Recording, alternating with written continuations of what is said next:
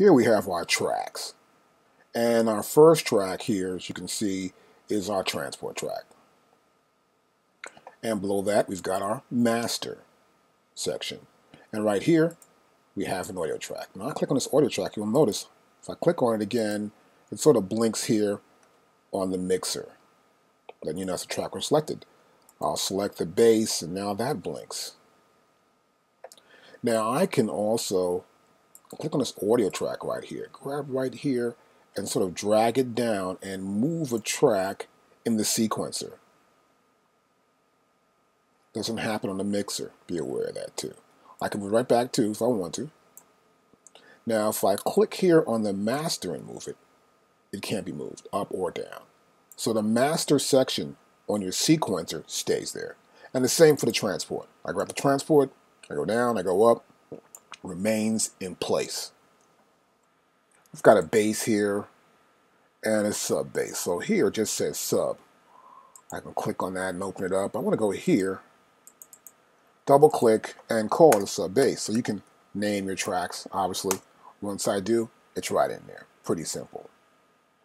Now, look at these guitars here. Show you something. Here's a guitar, and then here it says guitar. I'll open this up.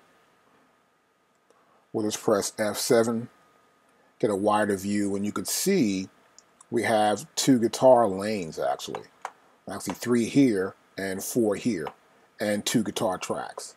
One track is just automation.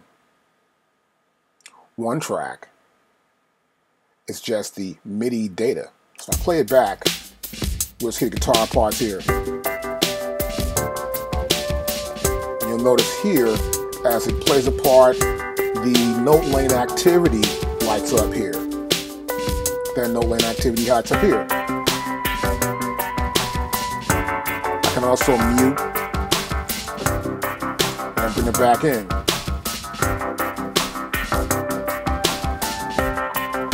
Here, I can delete that note lane also. And here, this works for my groove master down here.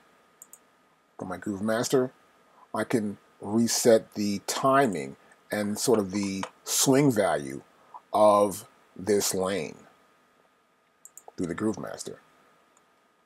I just took my channel, I can go through the global shift, and I'm ready to go. Now let's see how this works. Let's go back to here. We're going to cut this down and sort of pull this down a little bit here. And I actually want to see the mixer. So we're going to pull this down to get our mixer up. So here we have our mixer, and I have a guitar part, right? So I go to my guitar. Let's say I want to go to this width here, and I want to automate it. So we right-click on the width, and I select Edit Automation. As I do, a new lane opens up here. You'll see here, we now have a new lane in the Edit section here, which is our automated parameters for the guitar up here right here. But it's not in the guitar note section. So if you want to edit a parameter on an instrument or in the mixer, you'll get a brand new lane in the sequencer. And the same thing works for the rack. Let's undo this. And we'll go back to the rack. And we have guitar right there. Let's move this up. And this is the guitar right here. Let's say I want to edit the clean color. Right click, go to here, and a brand new lane opens up for that.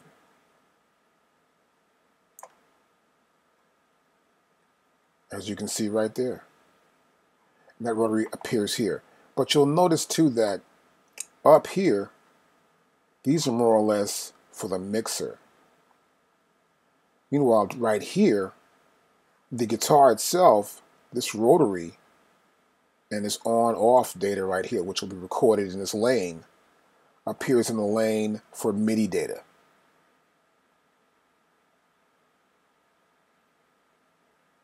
Let's say we wanted to do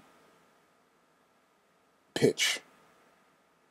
Go to pitch, I edit, and that appears here also in the same lane for our MIDI data. Want to apply chorus, edit, that appears here too.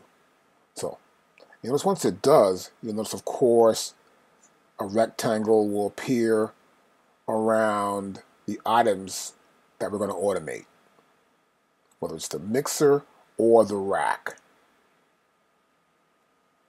Now I've got the mixer up and I've got the sequencer up. Now I can just click on Dr. X right here, and you notice that channel in the mixer will blink. Kong drum, same way. Go to Dr. Octo-Rex, right? And there are no automations here. Obviously we can see there's no triangles around the fader or the panning or the width or the slower mute or anything right there, right? So I can go to here, let's say, and I want to automate. Click automation, I go to automation, and I say edit. And now a brand new track, see that? So the original track remains here, obviously. But right here, we have a brand new track for the level. So whenever I start something new, be aware, if you make a automation change, I want to make an automation right here, and the automation is there, you will get a brand new track in your sequencer.